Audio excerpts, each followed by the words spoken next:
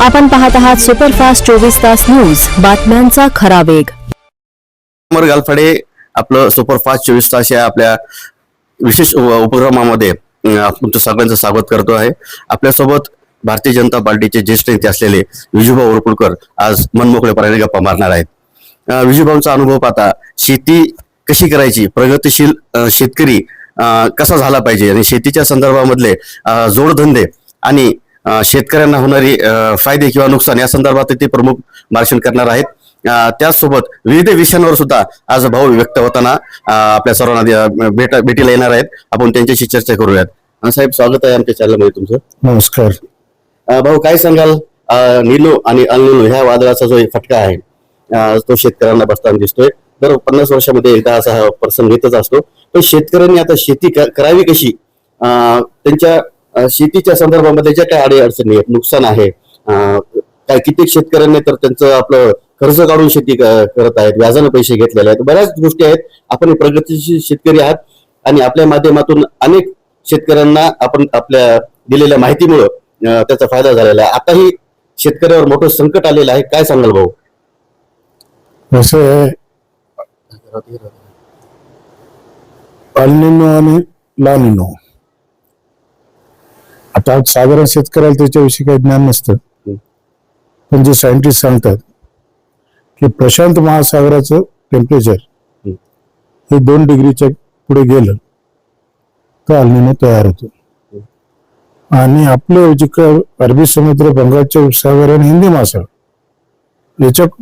याचे उलटे वारे वाहतात आणि ते प्रशांत महासागराकडे जातात. त्याचं टेम्परेचर त्याच्यामुळं सर्वसाधारण अमेरिका आणि दक्षिण खंडात, आफ्रिकेमध्ये पाऊस जास्त होतो. आणि आपल्या भागामध्ये आशिया खंडामध्ये अजिबातच पाऊस होत नाही, जास्त जर स्ट्रॉंग असेल तर. 72च्या दुष्काळात अल निनो आला होता, तो 3 महिन्यापर्यंत सक्रिय होता, त्याचा बराचसा फटका पडला होता. पण नंतर तो कमी झाला आणि पुन्हा पेरण्या झाल्या रब्बीच्या. असं यामध्ये की आता हे सगळे शास्त्रीय आहे. हे काही शेतकऱ्याला किंवा प्रायव्हेट जे हवामान खात्याचे अंदाज सांगतात यांना याचं काही नॉलेज नसतं. तर मला सरकारला विनंती आहे की जितके काही खाजगी हवामान खात्याचे जे लोक आहेत सांगणार, अंदाज व्यक्त करणारे, यांना कंपल्सरी बंद केलं पाहिजे. कायमस्वरूपी यांचं बंद केलं पाहिजे. चुकीचे हवामान अंदाज व्यक्त करतात. चुकीचे म्हणजे यांना काही माहितीच नसते. जे सरकारचे पुण्याची वेधशाळा आहे, आपल्या दिल्लीची वेधशाळा आहे, स्कायमेट आहे, हे जे म्हणजे गव्हर्नमेंटने तयार केलेले जे आहेत त्यांचा अभ्यास असतो आणि त्याप्रमाणे ते बरोबर सांगतात. यांच्यामुळे काय व्हायले की या प्रायव्हेट लोकांमुळे काय व्हायला लागलं की फुल चाप द्यायला लागलेत. 2 तासात पाऊस पडणार, उद्या मुसळधार पाऊस पडणार. मग शेतकऱ्याने पटापट जाऊन बियाणं उचललं. पैसे असतात नसतात व्याजानं काढून आले. उद्या जर दुष्काळ हा कंटिन्यू राहिला तर या नुकसानीला जबाबदार कोण आहेत, हा पण महत्वाचा प्रश्न आहे. हा, तो पंजाब डक नावाचा तो काही बोलतो, त्याला काही तारतम्यच नाही त्या माणसाला. आता इतके दिवस ते हवामानचा तज्ञ होता. मला वाटतं या 2 वर्षामध्ये तो शेती तज्ञ झाला. या जाती लावा, त्या जाती लावा, ती औषधं फवारा, हे त्याचं कामच नाही ना. या सरकारचं काम आहे, सरकारचे त्याच्यावरती यंत्रणा आहे. वेळोवेळी सरकार त्याचं इंटिमेशन देत आहे. आम्हाला शेतकऱ्याला सगळ्यांना आव्हान आहे की या लोकांचं कोणाचं ऐकू नका. ज्या पुन्हा वेधशाळा किंवा आपल्या वेधशाळा आहेत ज्या सरकारी आहे त्यांचे अंदाज ऐका, तसं प्रमाणे आपलं काम शेतीचं. ह्या परिस्थितीमध्ये शेतकऱ्यांना कसं मार्गदर्शन करणार आपण, की काही शेतकऱ्यांनी तर बी बियाणे घेऊन ठेवलेलं आहे, देवासारखी वाट पावसाची बघत आहेत, काय वाटतं तुम्हाला? काय सांगाल तुम्ही शेतकऱ्यांच्या संदर्भात? मी सुद्धा बियाणे घेऊन ठेवलेलं आहे, पण सरकारी यंत्रणा सांगते लगेच पेरणी करू नका. जोपर्यंत मान्सून महाराष्ट्रात सक्रिय होणार नाही आणि जवळपास 1 ते 1.25 फुटापर्यंत ओल जाणार नाही तोपर्यंत पेरणी करू नये या मताचं मी पण आहे. आणि वेळोवेळी आपल्याला मार्गदर्शनाचा मुख्यमंत्र्यांनी सुद्धा तसं आपल्याला सांगितलं की गडबड करू नका. त्या पद्धतीने जे शेतकरी चालले, जर व्यवस्थितशीर पाऊस पडला तर पेरणी होतील, अन्यथा पेरणी होणार होणार नाही. नाही. शेतकऱ्यांच्या प्रश्नावर सुद्धा राज्य सरकारकडून विशेष असं काही फक्त घोषणाबाजींचा पाऊस पडतो असं वाटतं. कारण की मागच्या वर्षी जी तुफान गारपीट झाली होती त्याच्यात शेतकऱ्यांना मोठा फटका बसला होता. पण पाहिजे ती मदत शेतकऱ्यांच्या संदर्भामध्ये राज्य सरकारनं तरतूद तशी करून ठेवली नाही. असं वाटतंय का तुम्हाला साहेब? आणि यावर्षी आता दुष्काळजन्य परिस्थिती आहे, आता शेतकरी डबघायला येणार असेल, काय वाटतं तुम्हाला भाऊ? कसं आहे की शेती हा उद्योगच पूर्ण नुकसानीचा आहे. परंतु आम्हाला शेतकऱ्याला दुसरा काहीच पर्याय नाही. जो सर्वे झाला गव्हर्नमेंट ऑफ इंडियाचा, त्याच्यामध्ये 60% शेतकरी शेती सोडायला तयार आहेत, पण त्याचा दुसरा पर्याय नाही. त्याच्यामुळे त्यांना बळजबरी शेती करावी लागते. पारंपरिक शेती आता जर पारंपरिक शेतीच्या बाबतीमध्ये कसं आहे, त्याला थोडी अपडेट करायला पाहिजे. काही नवीन नवीन प्रकार म्हणजे जे आता आहेत त्यामध्ये तुम्ही जायला पाहिजे. हॉर्टिकल्चर मध्ये लिंबोणी आहे, नवीन नवीन थायलंडचे काही व्हरायटीज आलेले आहेत, फ्रुट्स आलेले आहेत. त्याच्यामध्ये थोडंफार केलं तर होऊ शकतं. मातीची शक्ती वाढवण्याच्या संदर्भामध्ये पण काही औषधी निघालेली आहे. जमिनीची ताकद वाढली पाहिजे. माती सातत्याने आपण केमिकलचा वापर केल्यामुळे सुद्धा शेतीची मातीची जी ताकद असते किंवा क्षमता आहे उगवून हे करण्याची, ती सुद्धा काही कमी जास्त प्रमाणामध्ये होऊ शकते का भाऊ? होऊ शकते, पण त्याला कसं आहे की आपल्याकडे मुबलक म्हणजे आपण ज्याला शेणखत म्हणतो ते नाही, पुरेसं नाही आहे आणि पुरत पण नाही. किती तुम्ही 50-100 जनावर ते जास्तीत जास्त 5-6 एकरला ते पुरतं, आणि सगळ्या जमिनीला पुरत नाही. आणि जे छोटे शेतकरी 1-2 नसते त्यांना पण अर्धा एकरला बस होते. पण याला एक पर्याय आहे की एकच पीक पुन्हा पुन्हा पेरलं आणि त्याचं फर्टिलायझर टाकत गेलं. तर उदाहरणार्थ जर आपण सोयाबीन पकडलं तर आज 10 ते 15 वर्षापासून सोयाबीन चालू. नगदी पीक असेल 3 महिने थोडी पिकाची फेरपालट केली, जे नायट्रोजन आणि बाकी जे कंपोस्ट म्हणतो आपण ग्रीन मॅन्युअल जर केलं तर आपल्या जमिनीतल्या कार्बनची सुधारणा होऊ शकते. आज परिस्थिती अशी जगामध्ये सगळ्यात जो शेतीमध्ये कार्बन कमी असेल तर तो फक्त भारतात इतर देशाच्या हा कार्बन वाढवण्यासाठी गव्हर्नमेंटने काय पावलं घ्यायला पाहिजे ते ठरवलं पाहिजे. दुसरी गोष्ट अशी की जे विद्यापीठ आहेत त्या विद्यापीठामध्ये जे मेंबर घेतले जातात ते राजकीय घेतले जातात. ते नाही घ्यायला पाहिजे. तिथे शेती तज्ञ घ्यायला लागेल आणि विद्यापीठाच्या लोकांना त्याला काम करायला लावलं.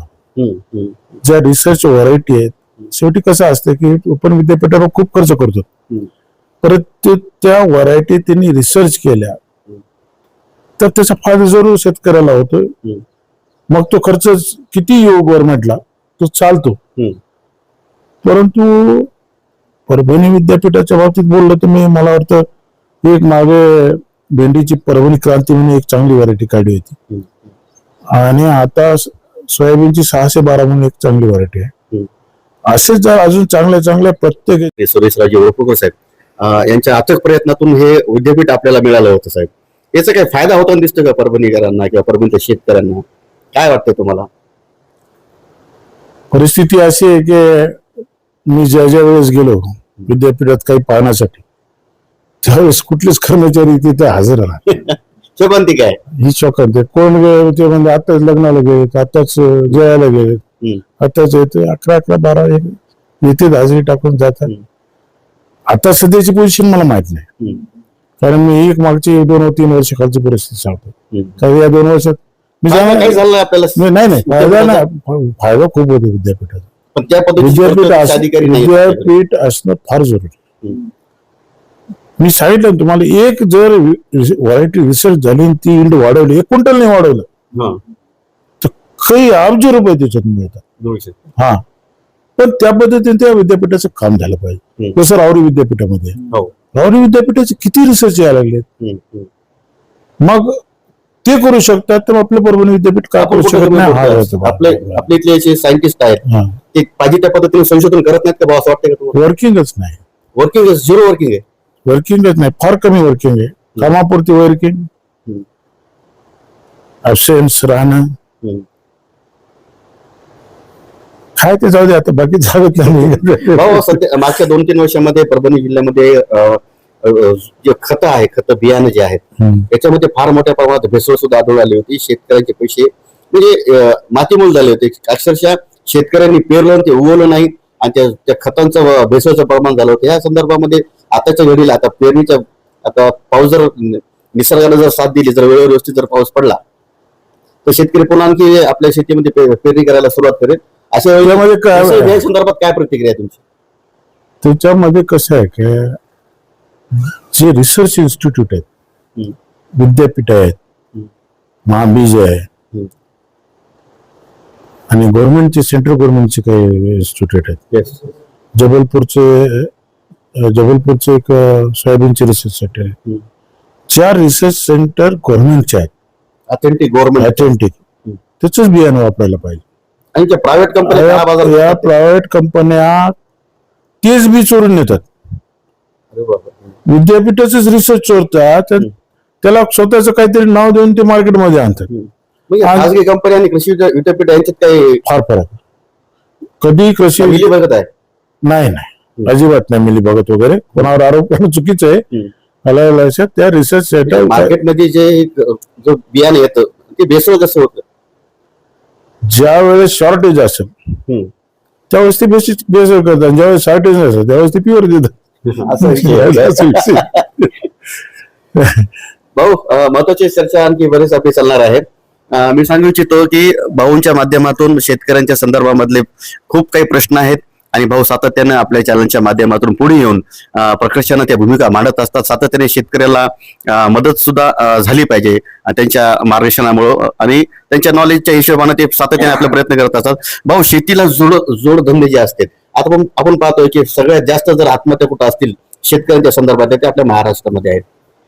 एक काळ असा होता की आपल्यात हरित क्रांती झाली होती भाऊ, आणि ह्या संदर्भात शेतकरी आत्महत्या करतोय. मग त्याला जर आपण जोडधंदा दिला, जसं आज आम्ही आपल्या शेतामध्ये पाहिलं की इथं आपण मत्स्य शेती सुरू केलेली आहे, जनावरांचं आपल्याकडे हे भरपूर मोठ्या प्रमाणामध्ये स्टॉक आहे जनावर सुद्धा, आपण त्याच्या माध्यमातून सुद्धा चांगले पैसे मिळवू शकतो. असं बी शेतकरी काय करू शकतात का?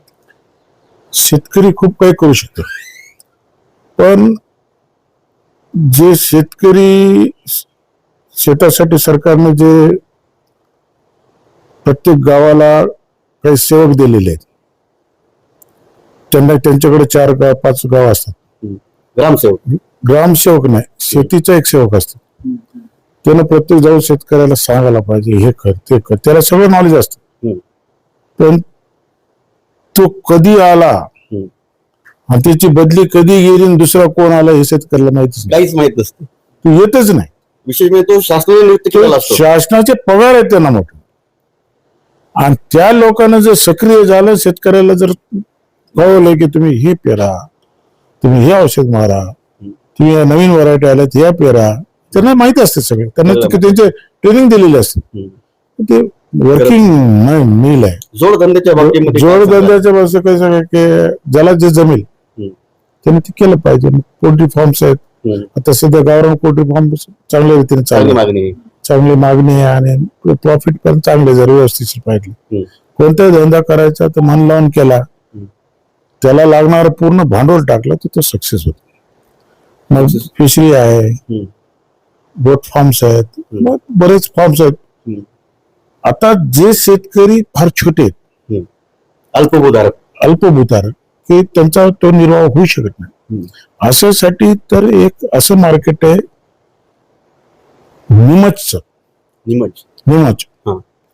निमजच्या मार्केटमध्ये जे वेस्ट आहे त्याला वाळवायचं. ते काही असो, लिंबोनी असो, संत्रा असो, मोसंबी असो, अनार असो, याचा छिलका त्याचा, हा, लिंबाची पानं, लिंबोळी, असे बरेच प्रकार आहेत की अश्वगंधा, त्याचे पानं, प्रत्येक याची पानं तिथे चालतात आणि ते फार कॉस्टली विकतात. बर. आलं लक्षात, ते जर जमा केले, त्याला व्यवस्थित वाळवलं हा. तर निमच मध्ये हे मोठे मोठे कंपनी सर्वसाधारण लिंबाच्या पाल्याला जवळजवळ 5 ते 6,000 रुपये क्विंटल विकतात. इतका मोठा भाव एवढं लिंबाच्या पाण्याला. लिंबाच्या पाल्याला हिरवा लिंबाचा पाला काढायचा आणि तो सुकवायचा आणि सुकून मग मार्केटमध्ये पाठवायचा, त्याला भरपूर भाव आहे.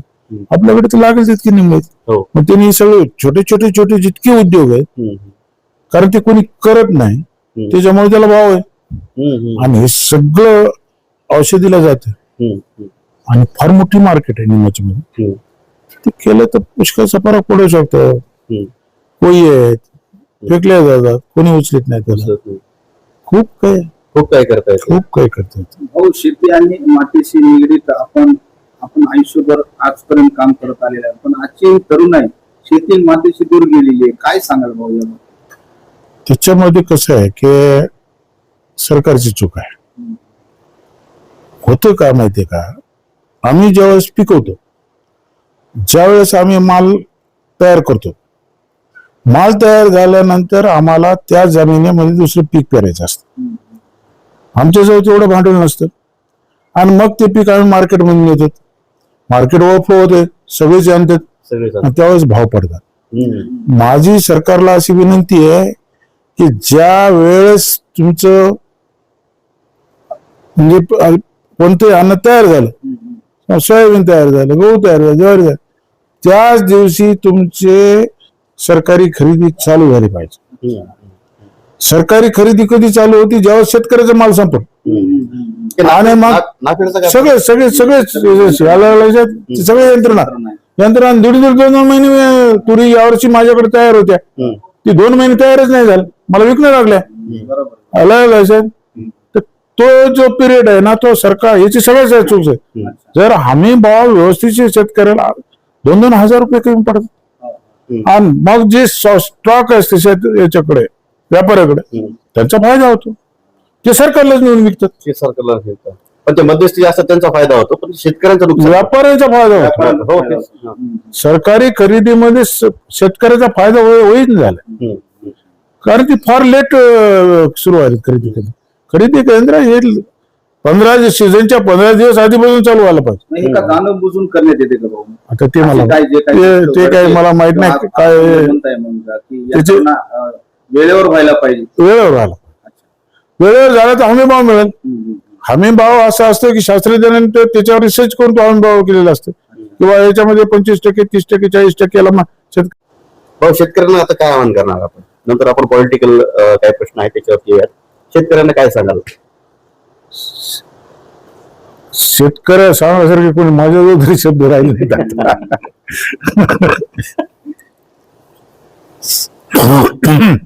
की जो महागाई वाढली त्याप्रमाणे शेती मालाचे भाव वाढलेले नाही. ते जर वाढले, कसं आहे की कुठे प्रॉफिट मिळालं तर काम करेल ना कोणी. प्रॉफिटच मिळत नाही कुशाला कोण शेतकऱ्यांना अपडेट होणं गरजेचं आहे का? पारंपरिक अपडेट होणं जरुरी आहे, काळाची गरज आहे, अपडेट व्हायलाच पाहिजे. नवीन नवीन उद्योग, शेतीमधले उद्योग वापर करायला पाहिजे, हे सगळं ठीक आहे. पण काही ज्या एजन्सी आहेत ते विनाकारण काहीतरी सांगतात. आता काही एजन्सी सांगाल की बा 80 क्विंटल 100 क्विंटल मका होती, माझ्या तर डोक्याच्या बाहेर आहे. कोणी सांगते 150 टन ऊस होते आणि सगळे मॅनेजेबल, पण त्याच्यामुळे सर्वसाधारण शेतकरी बळी पडतो.